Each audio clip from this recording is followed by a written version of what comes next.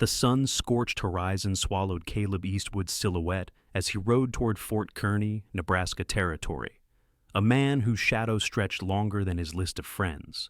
The year was 1869, and while the Transcontinental Railroad had connected the nation just months ago, Caleb preferred the old ways, dusty trails, long rides, and above all, solitude.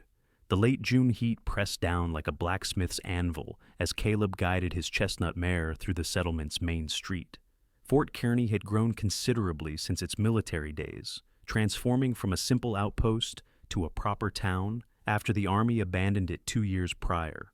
Merchants, settlers, and the occasional drifter like himself had taken the soldier's place, breathing new life into the weathered buildings. Caleb's spurs jingled as he dismounted outside Hargrove's general store, his boots raising small clouds of dust upon impact. At 32, his face was tanned and weathered, blue eyes sharp beneath the brim of a hat that had seen better days. A week's worth of stubble shadowed his jaw, and his clothes carried the grime of the trail. "Water for your horse, mister?" A boy of about 12 stood nearby, hopeful for a penny or two. Caleb nodded, flipping the boy a coin. "Obliged." Inside the store, the proprietor, Walter Hargrove, looked up from his ledger. "Eastwood," he acknowledged with a slight nod. "Thought you weren't due back till fall." "Job finished early." Caleb's responses were typically terse, revealing little. He'd been hired to escort a cattle drive to Wyoming, but rustlers had scattered half the herd in a midnight raid. Not much point continuing after that. "Well, timing's good. Town's busy with the Independence Day preparations. Might find work." Caleb grunted noncommittally as he gathered supplies, coffee, beans, ammunition, tobacco. He had no interest in celebrations or festivities. In fact, he'd forgotten the holiday was approaching. Days, dates, and especially birthdays held little meaning for a man with nowhere to be and no one waiting. The bell above the door chimed, and both men glanced up. A woman entered, her presence immediately altering the dusty atmosphere of the store. She wasn't conventionally beautiful, her face was too angular, her manner too direct for that, but something about her commanded attention. "Afternoon, Miss Olivia," Walter greeted her warmly. "How's business at the boarding house?" "Could be better," she replied, her voice carrying a hint of an Eastern accent. "Could be worse."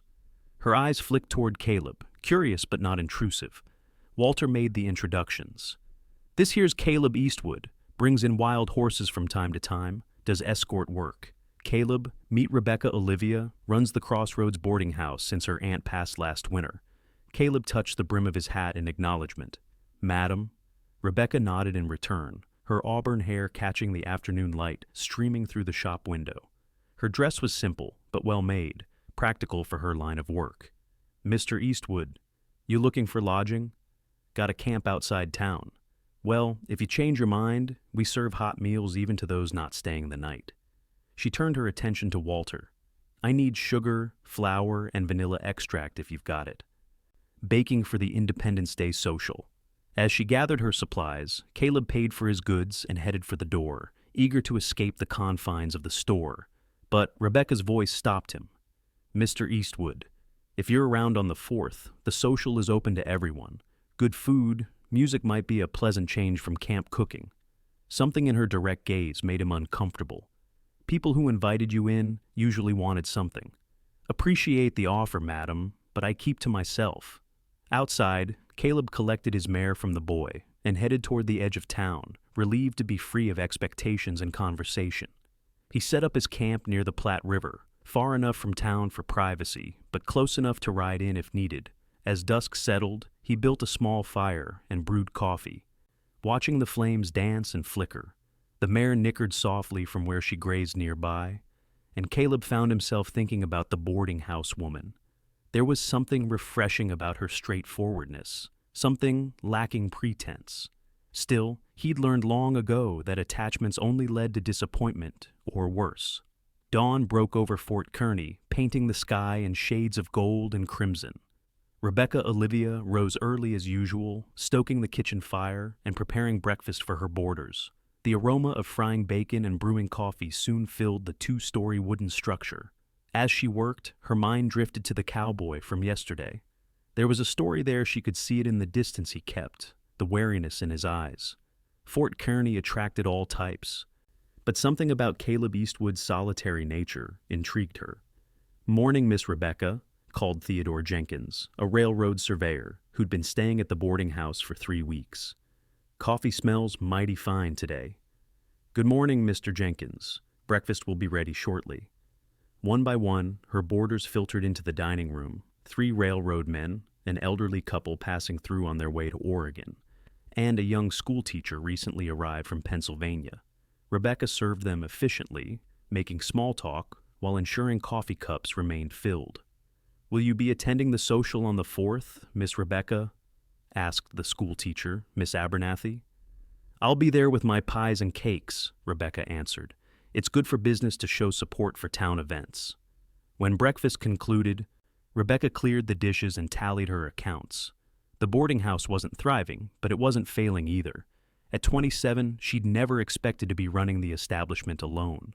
But when Aunt Martha died suddenly of pneumonia in February, Rebecca had found herself the sole proprietor of a business she'd only been helping with for 8 months. Before coming west, she'd worked as a seamstress in Philadelphia, a respectable but unfulfilling occupation. Her aunt's invitation to help with the boarding house had been a welcome escape from the stuffy back room of Winfield's haberdashery. The wide-open Nebraska sky and the ever-changing parade of travelers through Fort Kearny suited her independent nature far better than the constricting expectations of Eastern society. Rebecca spent the morning changing linens and sweeping, her mind continually wandering to the Independence Day preparations. The town social would be her first major event as the boarding house proprietor, and she was determined to make an impression with her baking. Around midday, she donned her bonnet and headed to the mercantile again, needing more supplies. The town was noticeably busier, with wagons coming in from outlying farms and ranches. As she passed the livery stable, she caught sight of a familiar chestnut mare.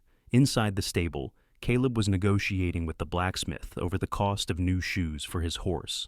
$2 is highway robbery, Wilson," he was saying as Rebecca approached. "Prices went up when the supply train was delayed. Take it or leave it, Eastwood." Rebecca cleared her throat and both men turned. "Mr. Eastwood, good day to you." Caleb's expression remained neutral, but he touched his hat brim. "Miss Olivia, I hope you reconsidered about the social. It's quite the event the whole territory turns out."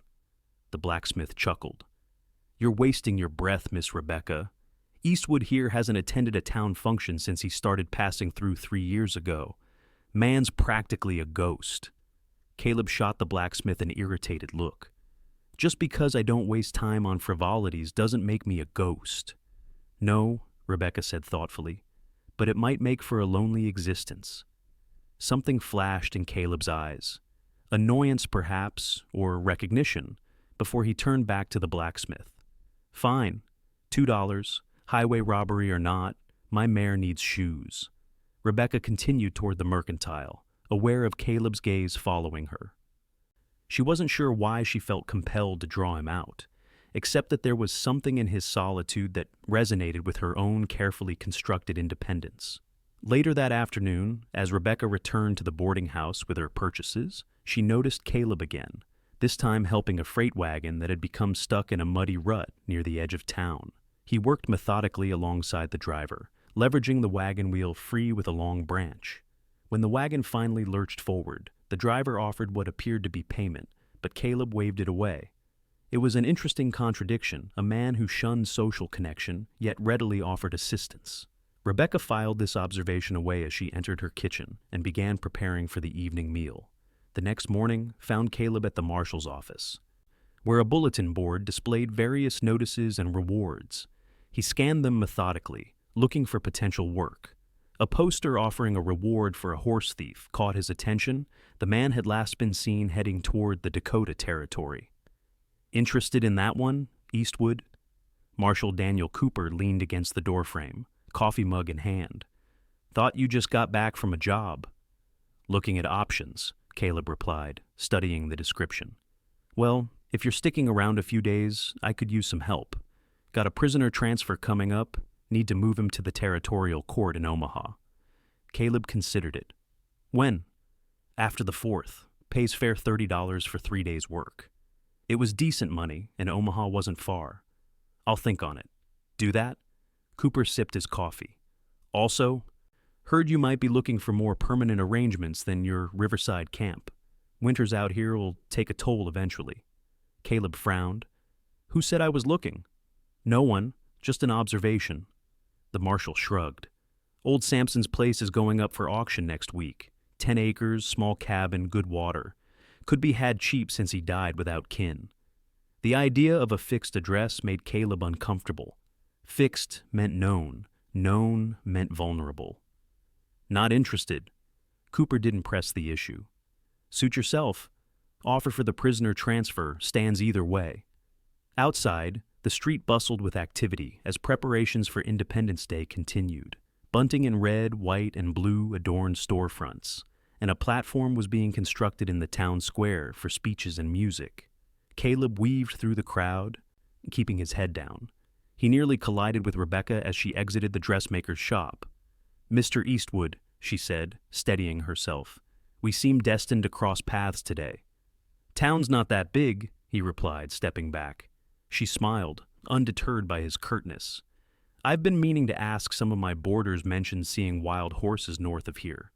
Would those be your doing?" "Could be. I brought in a small herd last month, sold most to the cavalry at Fort Laramie." "Fascinating work. Do you break them yourself?" Caleb shifted uncomfortably. He wasn't used to people showing genuine interest in his affairs. "Some. Others I sell unbroken." A wagon rumbled past, momentarily drowning conversation. When it passed, Rebecca spoke again. "I'm headed to the boarding house now. If you'd care to join us for lunch, we're having beef stew." Before he could formulate a refusal, his stomach betrayed him with an audible growl. Rebecca's eyes crinkled with amusement. "Sounds like your stomach has opinions on the matter." Caleb hesitated, then nodded once. "Much obliged." The Crossroads boarding house stood 2 streets back from the main thoroughfare, a solid 2-story structure with a wide front porch. It wasn't fancy, but it was well maintained, with curtains in the windows and a small garden to one side. Inside, the dining room held 3 tables covered in checkered cloths. The room smelled of fresh bread and coffee, and was mercifully empty of other diners. "Most of my boarders take lunch in town or bring something with them," Rebecca explained, motioning for him to take a seat. "Makes for a quiet mealtime." She disappeared into the kitchen and returned with 2 bowls of stew, a plate of biscuits, and a pot of coffee. The food was simple but hearty, and Caleb realized how long it had been since he'd eaten a proper home-cooked meal. "This is good," he said after several silent minutes of eating. "Thank you." Rebecca watched him with curiosity. "Have you been a drifter long, Mr. Eastwood?" "Caleb," he corrected, surprising himself. "And yes, most of my life. What brought you to this part of the country?" He considered deflecting, but found himself answering honestly. "War ended, didn't want to go back east. Nowhere else to be, really." Rebecca nodded. "I understand that feeling. Philadelphia felt suffocating after my parents died. When Aunt Martha wrote offering me a place here, I didn't hesitate. And now? Now I own a boarding house in Fort Kearny, Nebraska Territory." She smiled wryly. "Not exactly what I imagined for myself, but I'm finding I prefer the unexpected path." For the briefest moment, Caleb felt a connection to people who'd found themselves in unexpected places. He quickly suppressed it. "Thank you for the meal," he said, rising. "What do I owe you?" Rebecca waved away his offer of payment. "Consider it a welcome to Fort Kearny. Perhaps you'll reconsider the social as a thank you." Caleb touched his hat brim. "Good day, Miss Olivia." Outside, he took a deep breath, unsettled by how easily the conversation had flowed. It had been years since he'd shared a meal and conversation with someone who wasn't trying to hire him or sell him something.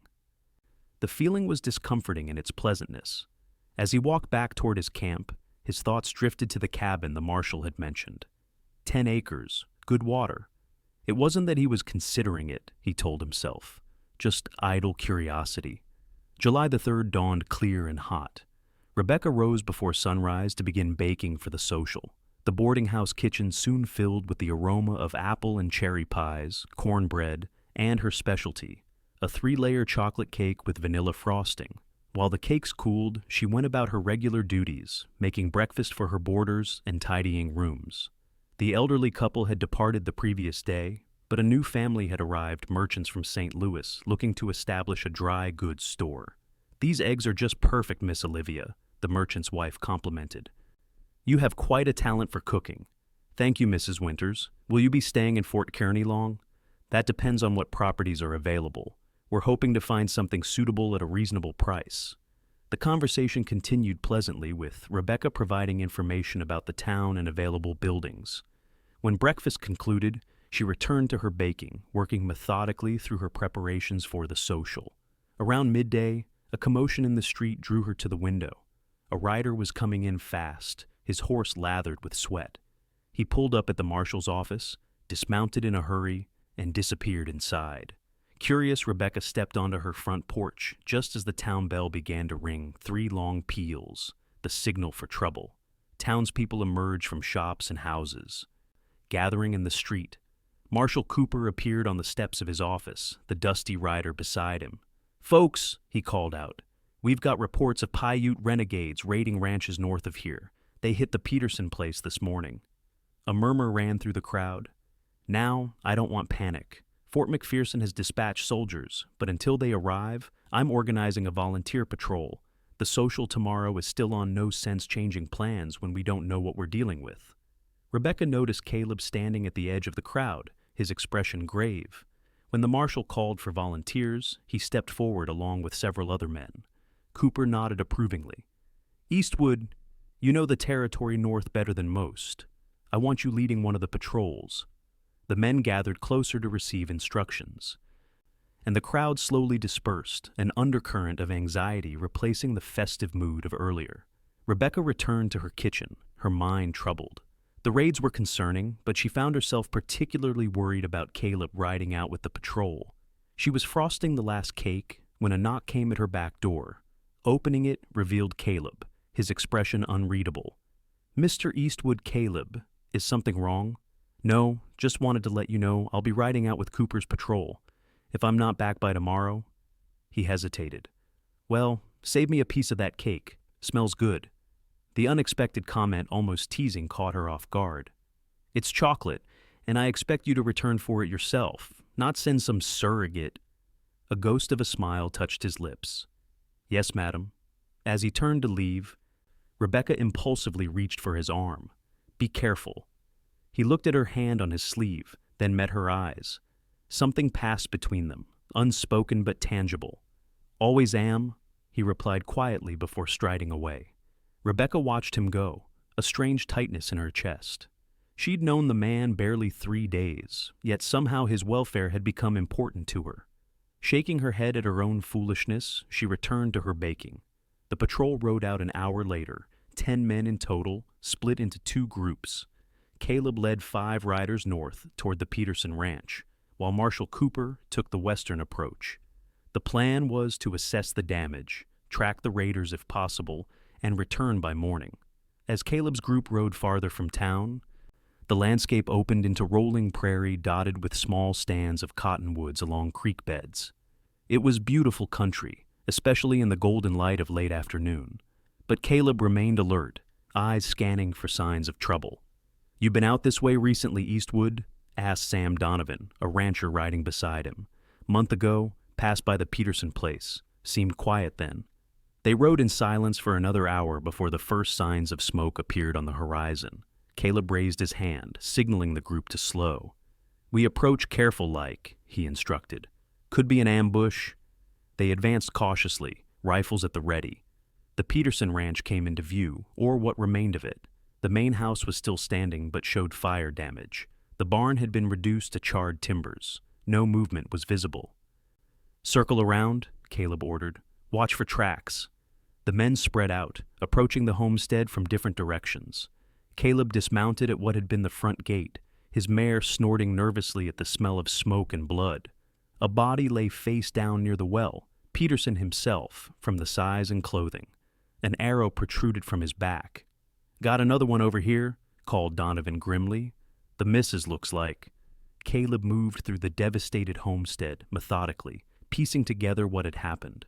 The raid appeared to have occurred at dawn. The ashes were still warm, and tracks were fresh. "How many you figure?" asked one of the men. 8, maybe 10, Caleb replied, studying the hoofprints. Headed northeast from here. They buried the Petersons quickly, marking the graves with a crude wooden cross. As they finished, Caleb noticed something odd about the tracks leading away from the ranch. "These aren't Paiute," he said, crouching to examine them more closely. "Shod horses, and look here, boot prints, not moccasins." The men gathered around, expressions darkening as they realized the implications. "White men disguised as Indians?" Donovan asked. Caleb nodded grimly. "Oldest trick there is. Question is, why target isolated ranches? Not much to steal out here." "Land grab, maybe," suggested another man. "Scare folks off, buy cheap later." It made sense. With the railroad's expansion, land values were rising. Someone with inside knowledge could make a fortune acquiring property along future routes. "We follow the tracks," Caleb decided, "but careful like. If these men killed the Petersons in cold blood, they won't hesitate to add us to their tally." The trail led them northeast for several miles before veering sharply east toward a rocky outcropping. Caleb studied the terrain with growing unease. The outcropping provided perfect cover for an ambush. "We circle around," he instructed. "Wide berth." The decision likely saved their lives. As they approached the rocks from the southern flank, movement caught Caleb's eye, sunlight glinting off metal. "Down!" he shouted, just as a rifle shot cracked through the air. The patrol scattered, seeking cover behind boulders and in a shallow ravine. 2 more shots followed in quick succession, kicking up dirt near Caleb's position. "How many?" called Donovan from behind a large rock. Caleb had caught a glimpse of at least 3 riflemen on the outcropping. 3, maybe 4 up top. "Could be more we can't see." Another volley of shots rang out, one clipping the hat from a young rancher named Thornton. The men returned fire, but their position was exposed and untenable. "We need to pull back," Caleb decided. "Can't flush them out without more men." Under covering fire, they retreated to their horses and withdrew to a safe distance. No one had been hit, but it had been a close call.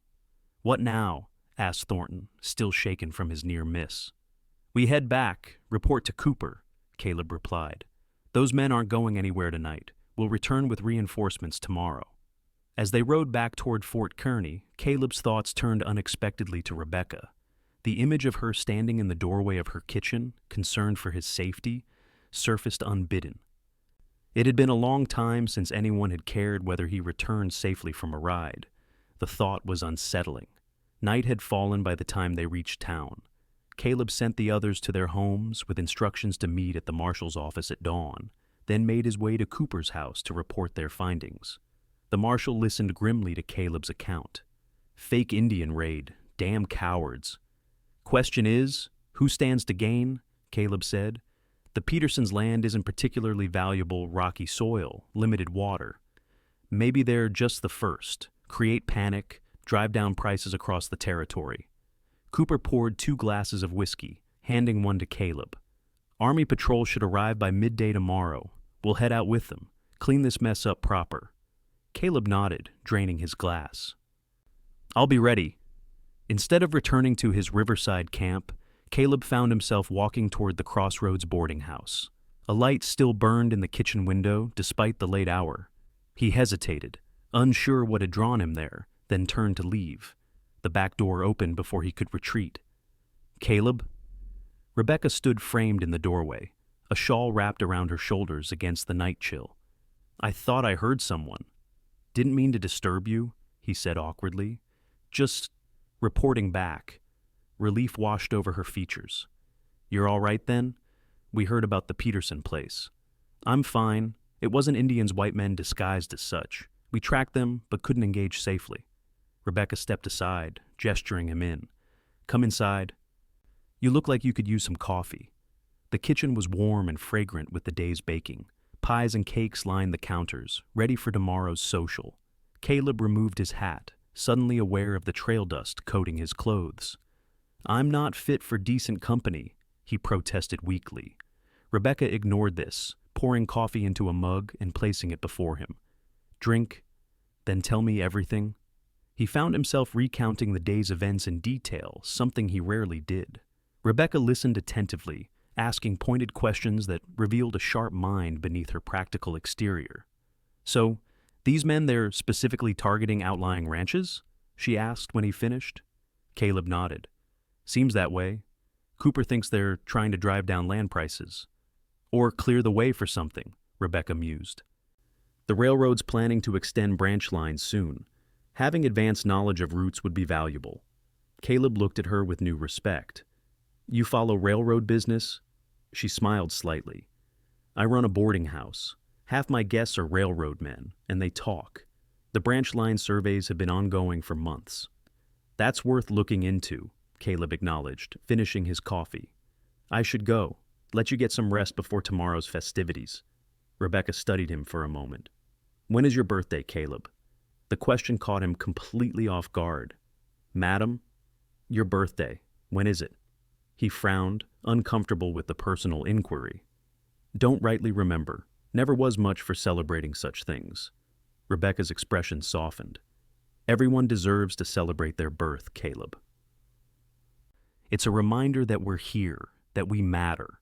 The sentiment struck him as foreign, almost nonsensical. Oblige for the coffee, Miss Olivia. I'll be riding out with the Army Patrol tomorrow, so I'll miss your social. She walked him to the door, disappointment evident in her features. Be careful, Caleb. Fort Kearny would be poorer without you. He doubted that very much, but touched his hat respectfully before disappearing into the night. Dawn broke with a clarity that suggested another scorching day ahead. Caleb met the other volunteers at the marshal's office as planned. Cooper had received word that the Army Patrol was an hour out from Fort Kearny. Once they arrive, we head straight for those rocks, Cooper instructed. Army lieutenant knows to follow our lead since we've seen the terrain. The men nodded grimly, checking weapons and supplies while they waited. Caleb's mind kept returning to Rebecca's strange question about his birthday. It had been years since he'd given any thought to the date. His mother had made small celebrations when he was a child, a special meal, perhaps a hand-carved toy, but after her death when he was 11, such observances had ceased. His father, a hard man made harder by loss, had seen no purpose in marking the passage of years. When Caleb left home at 17, birthdays became just another day on the trail or in a mining camp or cavalry outpost. The sound of hoofbeats pulled him from his reverie. A column of blue-uniformed soldiers approached down the main street, led by a young lieutenant. Cooper stepped forward to greet them.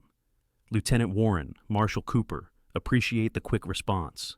The officer, barely older than 25 by Caleb's estimation, dismounted smartly.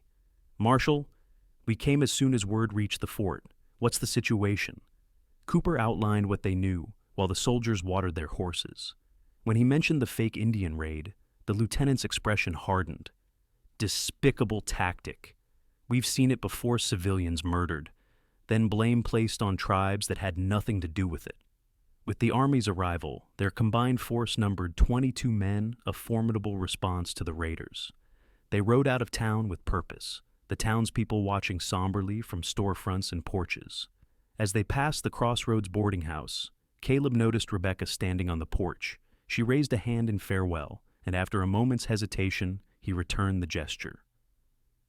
They reached the rocky outcropping by mid-morning. The raiders' camp was deserted, but the tracks were fresh. They'd departed no more than 2 hours earlier. They're heading for the river, Caleb observed, studying the sign. Probably aiming to cross and lose us on the other side. Lieutenant Warren deployed his men efficiently, sending scouts ahead while the main body followed the trail. Caleb rode with the scouts, his tracking skills proving invaluable as the raiders' path wound through increasingly broken country.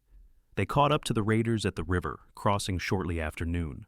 7 men were in the process of fording the shallow section, their horses belly deep in the water. "Halt in the name of the law!" Cooper shouted as the patrol spread out along the bank.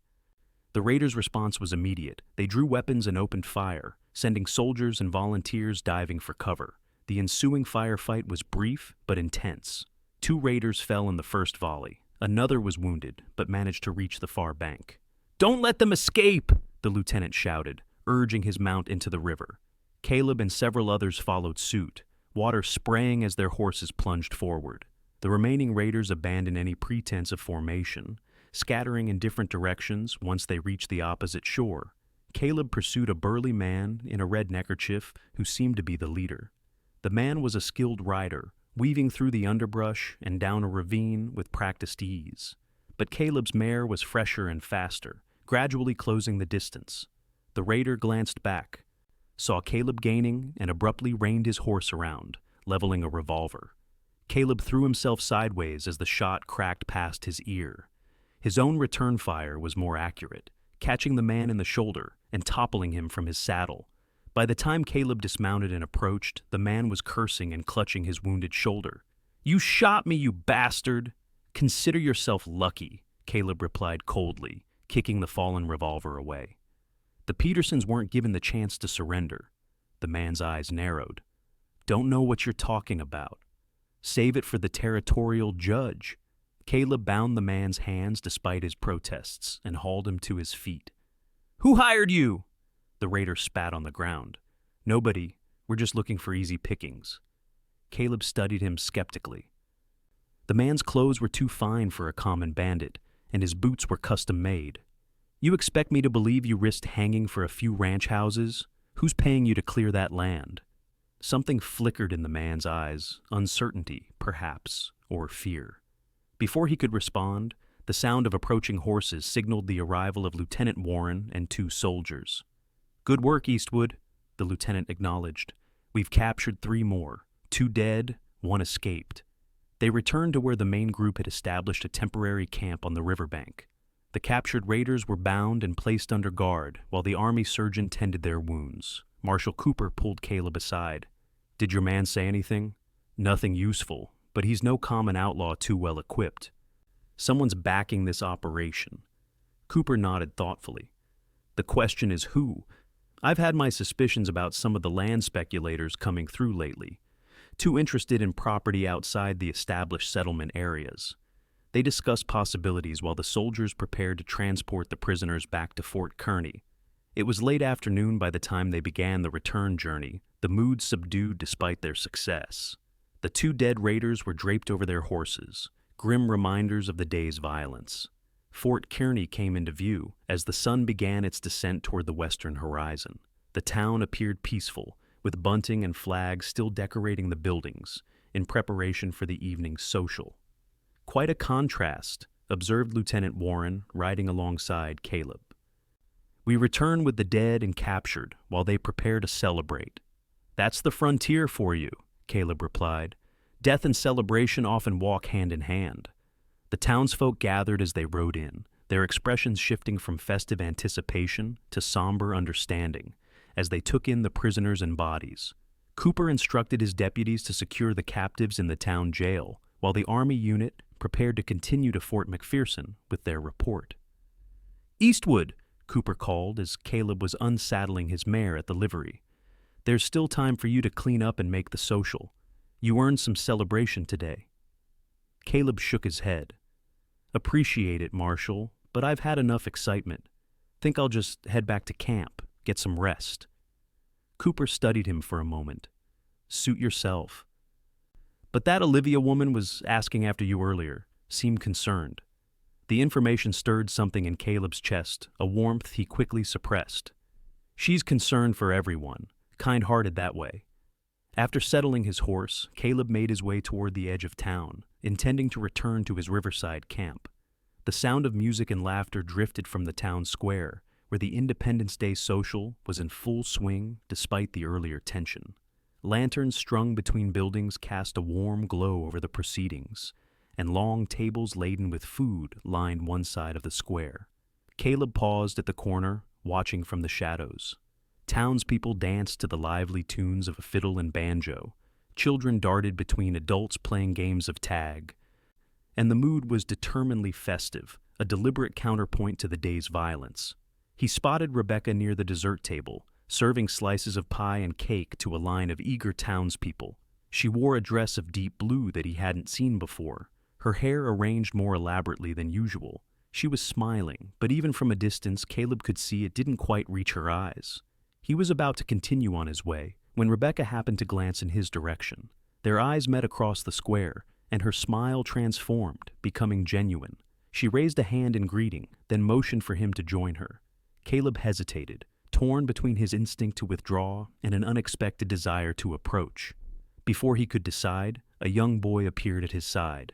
"Mr. Eastwood?" Miss Rebecca asked me to give you this. He thrust a plate into Caleb's hands, a generous slice of chocolate cake with vanilla frosting. She says you promised to try it. Caleb looked down at the cake, then back at Rebecca, who was watching expectantly from across the square. With a resigned sigh, he nodded thanks to the boy and took a tentative bite of the cake. It was good, better than good. Rich, moist, with a depth of flavor he hadn't experienced in years. Without conscious decision, he found himself walking toward the dessert table, drawn by something stronger than his habitual solitude. Rebecca's eyes widened slightly as he approached, as if she hadn't actually expected her summons to work. "You came. Cake's good," he said simply, taking another bite. "Didn't want to be rude." Her smile deepened. "Of course not. Rudeness would be unforgivable. The cake, however, is merely acceptable. I didn't have proper vanilla beans, had to use extract. Tastes fine to me." They stood in awkward silence for a moment, the celebration flowing around them like a river around two stones. "I heard about what happened today," Rebecca finally said. "The raiders, the false flag operation. It's unconscionable." Caleb nodded. "Cooper suspects land speculators, someone who knows where development is planned." "I've been thinking about that." Rebecca glanced around, then lowered her voice. 3 weeks ago, a man named Whitfield stayed at the boarding house. Claimed to be a cattle buyer, but I found railroad survey maps in his room when I was cleaning after he left. Caleb's interest sharpened. "You still have these maps?" She nodded. "I kept them, thought they might be important. They had markings on them ranches circled, including the Petersons." "We need to show Cooper," Caleb said urgently. "Those maps could be evidence. They're at the boarding house. I can get them now if you'd like." Caleb glanced around the celebration. Most people were focused on the dancing and music, but he noticed one man watching them with unusual intensity, a well-dressed stranger standing near the edge of the gathering. "Let's go," he said quietly, but casual-like. "I think we're being watched." They made their way unhurriedly through the crowd, Rebecca stopping occasionally to exchange pleasantries with townspeople. As they reached the edge of the square, Caleb checked over his shoulder. The well-dressed man was following at a discreet distance. "Don't look back," Caleb murmured, placing a hand lightly on Rebecca's back to guide her. "When we reach the corner, we'll cut through the alley behind the mercantile." She gave a slight nod, maintaining her composure admirably. They turned onto the side street, and as soon as they were out of sight, quickened their pace toward the alley. The shortcut brought them to the back of the boarding house without their pursuer seeing which building they had entered. Inside, Rebecca lit a lamp and led Caleb to a small office off the main hallway. From a locked drawer in the desk, she withdrew several folded papers. "Here," she said, spreading them out. "These are the maps I found." Caleb studied them intently. They showed the territory surrounding Fort Kearny, with proposed railroad branch lines clearly marked. Several ranches and homesteads were indeed circled in red ink, with notations beside them, Priority 1, Priority 2, and so on. The Petersons were Priority 1, he observed grimly. A soft sound from the front of the house interrupted them, the creak of a floorboard. Caleb immediately extinguished the lamp and drew his revolver. "Stay behind me," he whispered, moving toward the office door. The main door hadn't been forced. Whoever was inside had a key or knew how to pick locks. Caleb eased into the darkened hallway, Rebecca close behind him. Another creak sounded from the direction of the kitchen. They moved silently toward the sound. In the dim light filtering through the windows, Caleb could make out a figure searching through drawers in Rebecca's desk. "That's far enough," Caleb said, cocking his revolver. "Hands where I can see them." The intruder froze, then slowly raised his hands. Rebecca struck a match and lit a nearby lamp, illuminating the scene. The well-dressed man from the social stood before them, his expression a mixture of anger and calculation. "Mr. Whitfield," Rebecca said coldly, "you're trespassing." "Miss Olivia." The man's voice was smooth despite his predicament. "A misunderstanding. I left some papers during my stay and was merely retrieving them." "With a stolen key? After midnight?" Caleb kept his revolver steady. "Those wouldn't happen to be railroad survey maps you're looking for?" A flash of surprise crossed Whitfield's face before he could suppress it. "I don't know what you mean." "Save it," Caleb growled. "We found the maps. We know about the circled ranches. You're orchestrating these raids to clear land for development." Whitfield's demeanor changed, becoming harder, more dangerous. "You have no idea what you're interfering with, Cowboy. This is progress. The territory needs development, and if a few stubborn ranchers need to be removed, murdered," Rebecca interrupted sharply. "Call it what it is." "Collateral damage," Whitfield countered coldly. "In 5 years, no one will remember their names, but a thriving rail center will stand where their pathetic homesteads once were." The man's callousness sent a wave of disgust through Caleb. "You'll hang for this." A thin smile crossed Whitfield's face. "I think not. You see, I'm merely a representative. My employers have considerable influence with territorial judges and governors." "Not enough to escape a murder charge with witnesses," Caleb replied. "Now, we're going to the marshal's office. Move." Whitfield seemed to consider his options, then suddenly lunged toward Rebecca, producing a small derringer from his sleeve.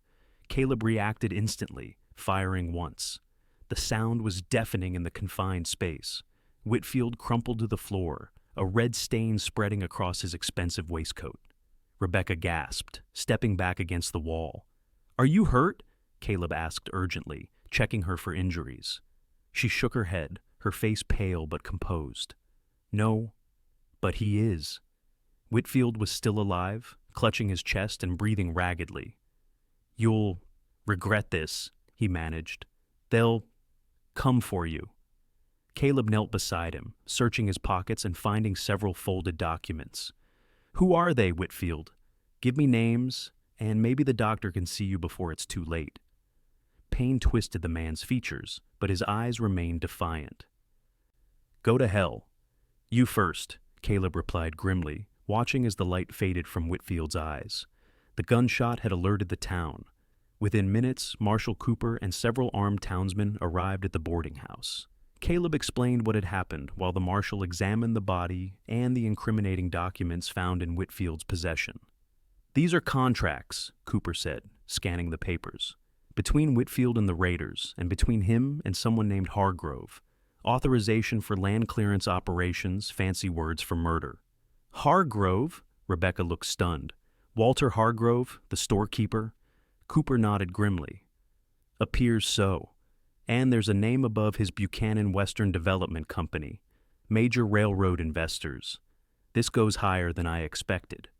While deputies removed Whitfield's body, Cooper sent men to arrest Hargrove and secure the captured raiders for further questioning. Rebecca made coffee for everyone, her hands steady despite the night's events.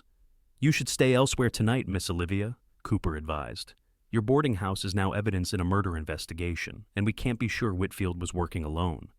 "She can stay at my camp," Caleb offered, surprising himself as much as Rebecca. "It's secure, and no one knows its exact location." Cooper looked between them, his expression unreadable. "That's probably wise. I'll have deputies patrol the town limits, but we can't watch every approach."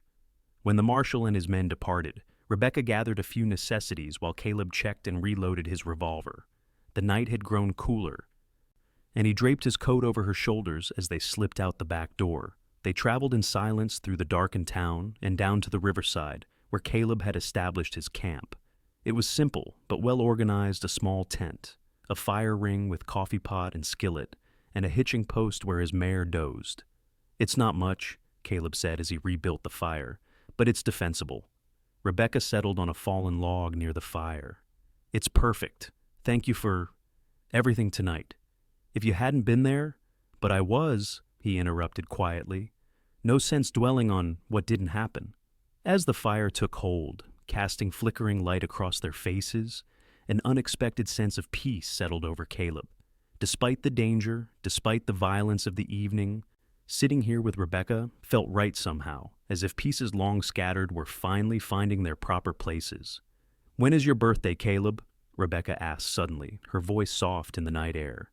He looked up, startled by the return to her earlier question. "Why do you keep asking that?"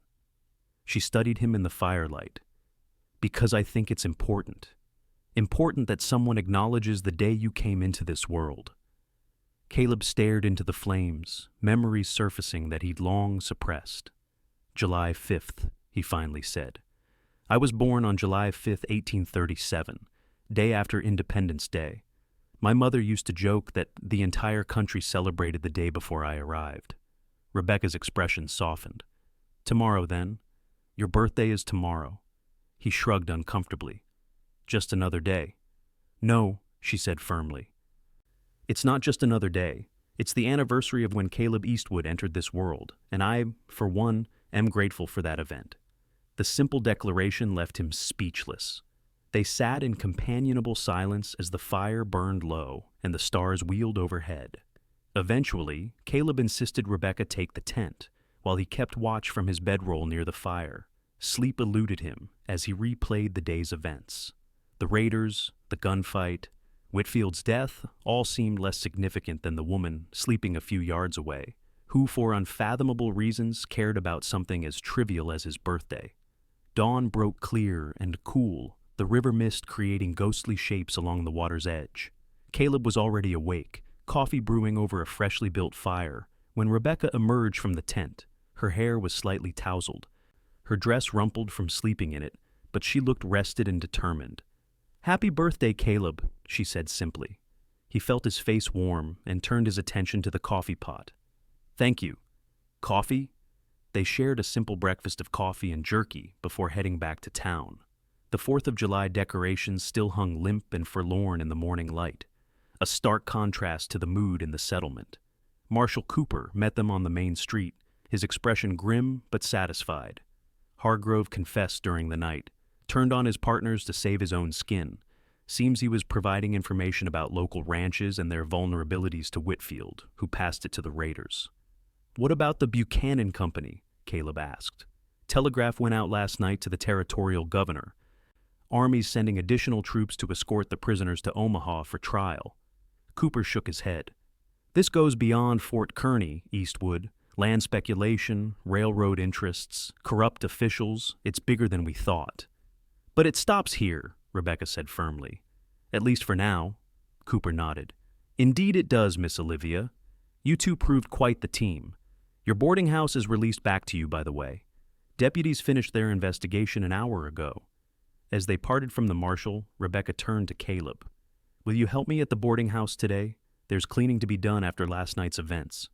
He hesitated only briefly. Of course.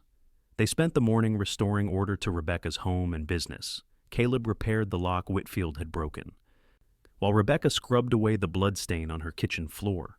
By midday, the boarding house was back to its usual tidy state. "Thank you," Rebecca said as they finished.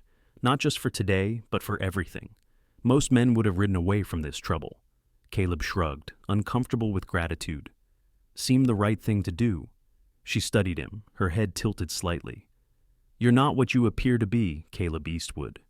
You cultivate this image of the solitary drifter, but underneath is a man who cares deeply about justice." Before he could formulate a response, Rebecca continued, "Would you join me for dinner tonight? Here at the boarding house, just us. My boarders won't return until tomorrow, with all that's happened." The invitation stirred something in Caleb: warmth, anticipation, but also uncertainty. "I'd be honored," he found himself saying. "Excellent. 7 o'clock?" Her smile was bright enough to drive away the lingering shadows of the previous night. Caleb spent the afternoon with Marshal Cooper, providing a detailed statement about the events at the boarding house. The captured raiders, facing the prospect of hanging, had begun to cooperate, revealing details of similar operations in neighboring territories. "This case could make waves all the way to Washington," Cooper commented as they concluded. "Land fraud is serious business when it involves railroads and territorial development." "Just glad it's over," Caleb replied. "For Fort Kearny, at least." Cooper gave him a shrewd look. "Speaking of Fort Kearny, that cabin I mentioned is still available. 10 acres, good water. Territory's offering it at auction next week. But I could put in a word, get you first consideration." The offer gave Caleb pause. A month ago, he would have dismissed it outright. But now, the idea of a permanent place a home didn't seem as constricting as it once had. "I'll think on it," he said finally. "Do that." Cooper smiled knowingly. "Miss Olivia seems like a fine woman. Not one to take to a drifter's life, though." Caleb felt his face warm. "It's not like that." "If you say so." The marshal's tone made it clear he believed otherwise. By the time Caleb returned to his campsite to clean up for dinner, the sun was low in the western sky. He shaved carefully, put on his cleanest shirt, and even polished his boots efforts that made him feel both foolish and strangely hopeful. The boarding house was aglow with lamplight when he arrived at 7. Rebecca answered his knock wearing a simple but becoming dress of deep green, her hair arranged in a style more elaborate than her usual practical knot. "You look—" Caleb fumbled for words, unused to complimenting women. "Very nice," he finished inadequately. Her smile suggested she understood what he couldn't articulate. "Thank you. So do you." The dining room had been transformed. A single table was set with Rebecca's best dishes, a kerosene lamp providing warm illumination. Delicious aromas wafted from the kitchen. "I hope you're hungry," Rebecca said, as she brought out a platter of roast beef, potatoes, and carrots. "I may have prepared too much food for just 2 people." The meal was the finest Caleb had eaten in years, perhaps ever. They talked easily, Rebecca sharing stories of her life in Philadelphia and her journey west. Caleb gradually opening up about his own experiences the war, his time with various cattle drives, the solitary years tracking and breaking wild horses. "You never wanted to settle somewhere?" Rebecca asked as they finished the main course. "Have a ranch of your own, perhaps?" Caleb considered the question. "Never seemed possible or necessary. The open country suited me fine. And now?" Their eyes met across the table, and Caleb felt something shift within him, a recognition that perhaps solitude wasn't the shield he'd believed it to be, but rather a prison of his own making. "Now, I'm not so certain," he admitted. Rebecca smiled and rose from the table. "I have something for you. Wait here." She disappeared into the kitchen, returning moments later with something hidden behind her back. "Close your eyes." Caleb complied, feeling oddly vulnerable with his eyes shut. He heard Rebecca place something on the table before him. "All right, look." He opened his eyes to find a small cake before him, decorated simply but beautifully with vanilla frosting. A single candle burned in its center. "Happy birthday, Caleb," Rebecca said softly. The simple gesture struck him with unexpected force. His throat tightened, and he found himself unable to speak. "I know you said you don't celebrate," she continued, misinterpreting his silence.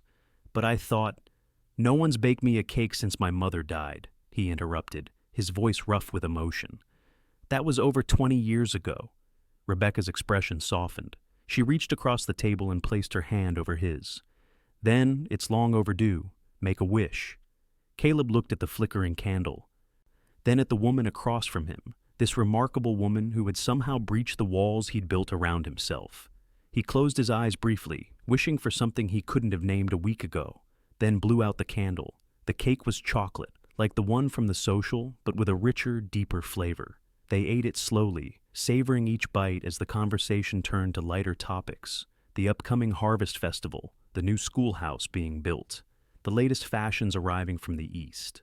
When the evening finally drew to a close, Caleb helped Rebecca clear the dishes despite her protests. Standing beside her at the wash basin, their hands occasionally brushing as they worked, he felt a contentment he'd nearly forgotten was possible. At the front door, they faced each other awkwardly, neither quite ready for the evening to end. "Thank you," Caleb said simply. "For the meal, for the cake, for remembering." "You're very welcome." Rebecca hesitated, then added, "Will you be staying in Fort Kearny a while longer?" He thought of Cooper's mention of the cabin, of the 10 acres with good water. "I might." Cooper mentioned a property coming up for auction, 10 acres north of town. Hope flashed in her eyes. "The old Sampson place? It's lovely set in a small valley with cottonwoods along the creek. You'd have privacy, but be close enough to town for supplies." "You know it?" Rebecca nodded. "My aunt and I brought food when old Mr. Sampson was ill last winter. It needs work, but the bones are good." Caleb found himself imagining the place not as it was, but as it could be, repaired, expanded perhaps. A vegetable garden, horses in a corral, and maybe someday children playing in the yard. The vision startled him with its clarity and appeal. "I'll look at it tomorrow," he decided. "If you'd care to ride out with me, show me what you remember of the place." The invitation clearly pleased her. "I'd like that very much." Their farewell at the door was brief, but charged with unspoken possibilities. Caleb touched the brim of his hat, thanked her again for the birthday celebration, and stepped into the night. But as he walked away, he felt different, lighter somehow, as if a burden he'd carried for years had begun to lift. In the morning, Caleb met Rebecca at the boarding house, leading a gentle bay mare he'd borrowed from the livery for her to ride. The day was perfect for an outing: clear skies, mild temperature, a light breeze carrying the scent of summer grasses. They rode north out of town, following a well-used trail that paralleled a small creek. Rebecca was a confident horsewoman, sitting her mount with natural grace. As they rode, she pointed out features of the landscape: wild plum thickets that would bear fruit in late summer, a stand of cottonwoods where turkeys often roosted, a natural spring known for its sweet water. The Sampson homestead appeared after about 4 miles, a small cabin nestled in a protected valley, with cottonwoods providing shade and a creek flowing nearby. The building itself was weathered but sound, with a stone chimney at one end and a covered porch across the front. A small barn stood to one side, its roof partially collapsed but its frame intact. They dismounted, securing the horses to a hitching post that still stood near the cabin door. Caleb examined the structure carefully, checking the foundation, the roof, the chinked logs that formed the walls. "What do you think?" Rebecca asked, watching him circle the cabin. "Solid," he replied. "Needs work: new roof, some logs replaced, windows reglazed, but nothing that can't be fixed." They explored the interior, which consisted of a main room with a large fireplace, a small bedroom off to one side, and a lean-to kitchen addition at the back. The furnishings were sparse but serviceable: a table and chairs, a bed frame, a dresser, shelves built into the walls. "Old Sampson lived simply," Caleb observed. "But contentedly," Rebecca added. "He always said this valley gave him everything he needed: water, shelter, good hunting, and peace." They continued their exploration outside, checking the barn and corrals, the root cellar dug into the hillside, the cleared fields where Sampson had grown corn and potatoes. Throughout it all, Caleb found himself imagining possibilities: expanding the cabin, rebuilding the barn, adding a proper kitchen garden, diverting the creek to irrigate the fields. "It's a good place," he said finally as they stood on a small rise overlooking the homestead. "A man could build a life here." Rebecca's expression was carefully neutral, but her eyes held hope. Yes, he could. The ride back to Fort Kearney was filled with comfortable conversation and shared observations. By the time they reached town, Caleb had made his decision. He would bid on the Sampson place at the auction, using the savings he'd accumulated over years of frugal living. The next week passed in a blur of activity. Caleb assisted Marshall Cooper with finalizing reports on the Whitfield case, helped local ranchers assess security after the raider threat, and spent time with Rebecca whenever her boarding house duties permitted. Their relationship developed naturally, without pressure or haste. They shared meals, took evening walks along the river, and talked about their pasts, their present circumstances, and increasingly about possibilities for the future. The day of the auction arrived, bright and clear. The proceedings were held on the steps of the town hall, with the territorial land agent presiding. Several properties were up for sale, with the Sampson homestead listed last. Caleb stood at the back of the gathered crowd, hat in hand, aware of Rebecca's nervous presence beside him. When the Sampson place was announced, he stepped forward, prepared to bid. To his surprise, only one other person showed interest, a representative from the same Buchanan company implicated in the raider scandal. The man bid aggressively, driving the price higher than Caleb had anticipated. As the bidding approached the limit of his savings, Caleb hesitated. $500, the Buchanan representative called confidently. The land agent looked to Caleb. "Do I hear $525? Caleb calculated quickly. 500 would leave him with barely enough to begin repairs on the cabin, let alone stock the place properly. $525, he bid, stretching his resources to the breaking point. The Buchanan man frowned, consulted a notation in his book, then nodded. $550? Rebecca touched Caleb's arm. "Don't let them have it," she whispered urgently. "They're the ones behind the raids. They want that land for a reason." Caleb knew she was right, but the next bid would exceed his available funds. As he hesitated, Marshall Cooper stepped forward from the crowd. "Point of order," he called to the land agent. "That company's representative is bidding on behalf of an organization, currently under investigation for land fraud and conspiracy to commit murder. I move that their bid be disqualified, pending the outcome of said investigation." A murmur ran through the crowd. The land agent conferred briefly with the town judge, who was present for the proceedings. After a moment's discussion, the agent nodded. "Bid from Buchanan Western Development is rejected on legal grounds," he announced. "Do I hear any other bids besides Mr. Eastwood's 525? The crowd was silent. The Buchanan representative stormed away, clearly furious but unwilling to create a public scene. "Sold to Caleb Eastwood for $525, the agent declared, bringing his gavel down with finality.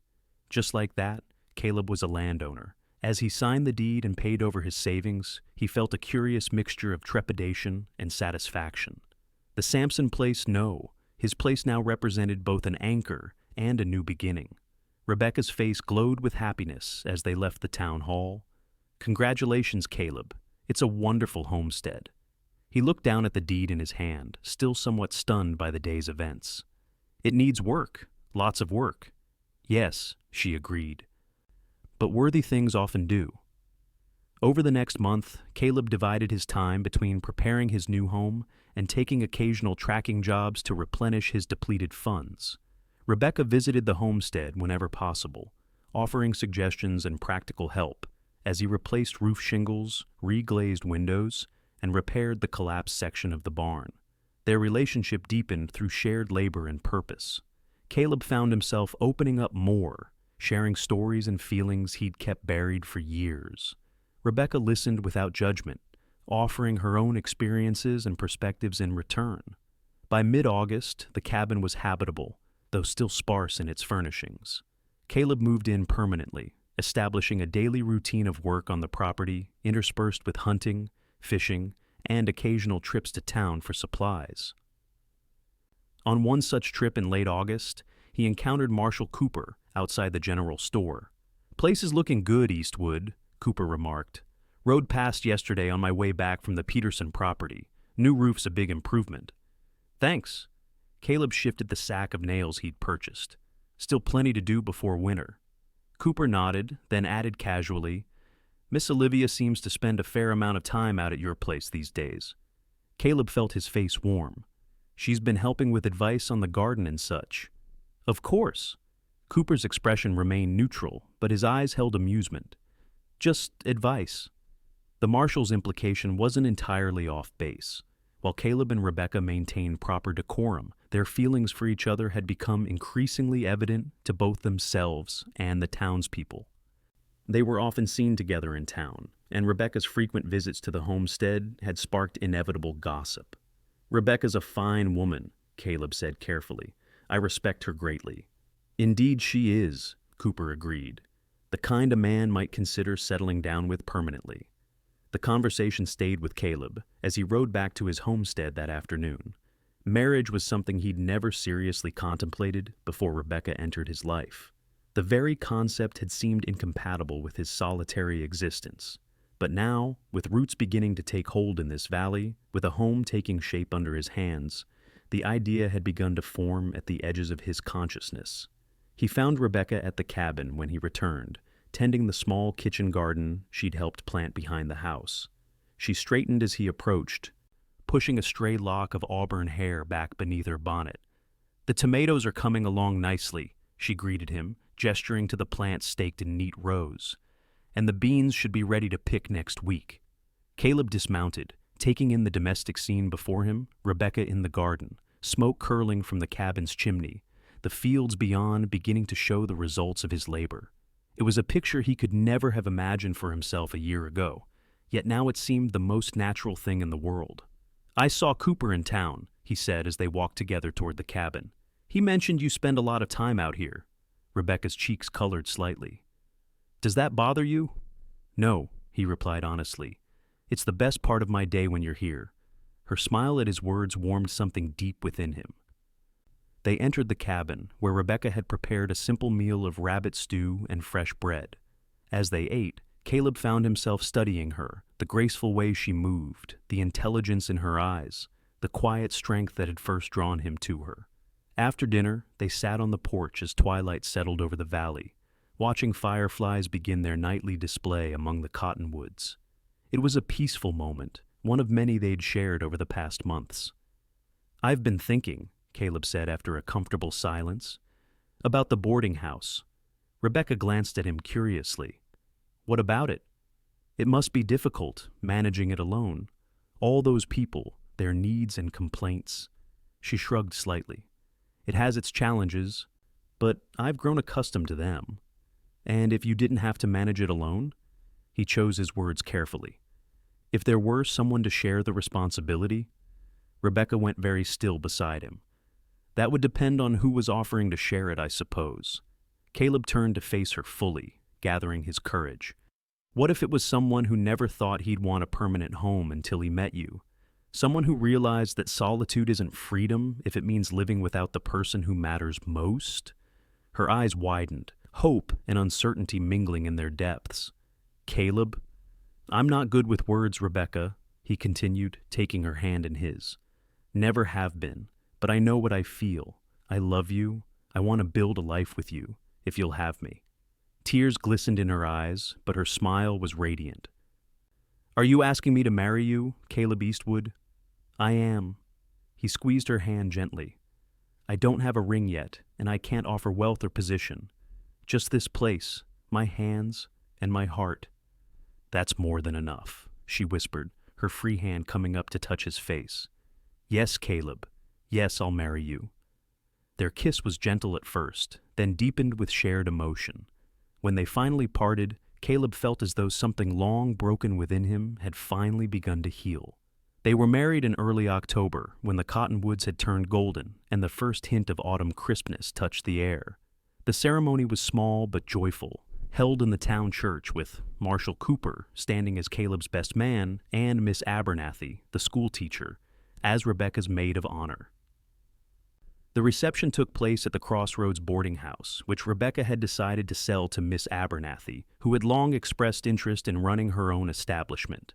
The sale provided the newlyweds with funds to properly stock their homestead and make the remaining improvements before winter. Their first months of marriage passed in a blur of shared work and discovery. Rebecca brought warmth and organization to the cabin, transforming it from a simple shelter to a true home. Caleb found in her a partner in all things, someone who shared his vision for the land, who challenged his thinking when needed, and who understood his occasional need for solitude without taking offense. Winter arrived with a vengeance in December, blanketing the valley in snow and confining them largely to the cabin. They spent the long evenings reading aloud, playing checkers, and planning for spring planting. Caleb built furniture for the growing household, a larger table, a rocking chair for the hearth, shelves for Rebecca's books and dishes. On a particularly cold evening in late January, as they sat before the fire after dinner, Rebecca placed her hand over Caleb's. "I have something to tell you," she said, her voice soft but excited. "Something wonderful." Caleb looked up from the bridle he was repairing. "What is it?" Her smile was radiant as she guided his hand to her stomach. "By next harvest, there will be 3 of us in this cabin." Joy and wonder flooded through him as he understood her meaning. "A baby? We're having a baby?" Rebecca nodded, tears of happiness glistening in her eyes. "Due in late August, according to my calculations." Caleb gathered her gently into his arms, overwhelmed by emotion. A child, his child, their child would join them in this home they'd built together. It was more than he had ever dared to hope for. "I love you," he whispered against her hair. "Both of you." Spring arrived late but glorious, transforming the valley into a tapestry of wildflowers and new growth. As Rebecca's pregnancy progressed, Caleb took on additional work expanding the garden, building a proper nursery addition to the cabin, and constructing a small but sturdy cradle from cottonwood. Word spread through Fort Kearny about the expected addition to the Eastwood family, bringing a steady stream of visitors bearing gifts and advice. Rebecca blossomed with her pregnancy, her natural beauty enhanced by the inner glow of impending motherhood. In early July, as they were preparing for the birth, an unexpected visitor arrived at their homestead, Lieutenant Warren, the young officer who had helped capture the raiders the previous summer. "Mr. Eastwood, Mrs. Eastwood," he greeted them formally. "I apologize for the intrusion, but I bring news you should hear." Over coffee at their kitchen table, The lieutenant explained his visit. The Buchanan case has concluded. The company's directors have been convicted of land fraud, conspiracy, and accessory to murder. They'll serve lengthy prison terms. That's good news, Caleb acknowledged. Justice served. There's more, Warren continued. During the investigation, documents were discovered indicating the true value of certain properties, including this homestead. The company had identified a significant coal deposit in the hills to the north of your land. Rebecca's hand found Caleb's under the table. Coal? On our property? Warren nodded. The geological survey confirms it. Not an enormous deposit, but substantial enough to be valuable, especially with the railroad spur line planned for this area. The news was significant. Coal meant wealth, security for their growing family, opportunities they hadn't dared imagine. After the lieutenant departed, Caleb and Rebecca sat on their porch, watching the sunset paint the valley in shades of gold and crimson. Does it change things? Rebecca asked softly. The coal, I mean. Caleb considered the question. It changes possibilities, gives us options. But no, it doesn't change what matters. She leaned against him, her swollen belly pressed against his side. And what matters? This, he said simply, his arm tightening around her shoulders. Us. The life we're building. The family we're creating. Rebecca smiled, placing his hand over the spot where their child kicked energetically. Our son agrees with you. Son? You think it's a boy? I'm certain of it. A boy who will grow up knowing his birthday is celebrated, knowing he's loved, knowing he belongs somewhere. Caleb felt a lump form in his throat at her words. From solitary drifter to husband, father, landowner, his transformation had been as unexpected as it was complete. And it had all begun with a woman who believed everyone deserved a birthday cake. August arrived hot and dry, the prairie grasses turning golden beneath the relentless sun. Rebecca's time drew near, and Caleb found himself increasingly anxious, checking and rechecking their preparations. The doctor from Fort Kearny had promised to come when summoned, and Rebecca's friend, Miss Abernathy, now Mrs. Jenkins after a spring wedding to the railroad surveyor, stood ready to assist. On the morning of August 18th, Rebecca woke Caleb before dawn. It's time, she said simply, her face calm, despite the pain evident in her eyes. Caleb rode to town faster than he'd ever ridden, returning with the doctor and Mrs. Jenkins in a wagon. By mid-afternoon, the cabin echoed with a new sound, the lusty cries of Christopher Daniel Eastwood, named for the maternal grandfather Rebecca had adored, and the marshal who had helped bring his parents together. He's perfect, Rebecca whispered as they gazed at their son, nestled in the cradle Caleb had crafted. 10 fingers, 10 toes, and your eyes. Your determination, Caleb countered, stroking the downy head with gentle fingers. Poor child. Rebecca laughed softly. He'll need it, growing up with us as parents. As the first year of their son's life passed, the homestead flourished alongside him. The coal deposit, carefully developed with advice from mining experts, provided funds to expand their operation. Caleb built a larger barn, acquired a small herd of cattle, and hired 2 young men from town to help with the increasing workload. Rebecca managed the household and assisted with the farm accounts, proving as adept at business as she was at motherhood.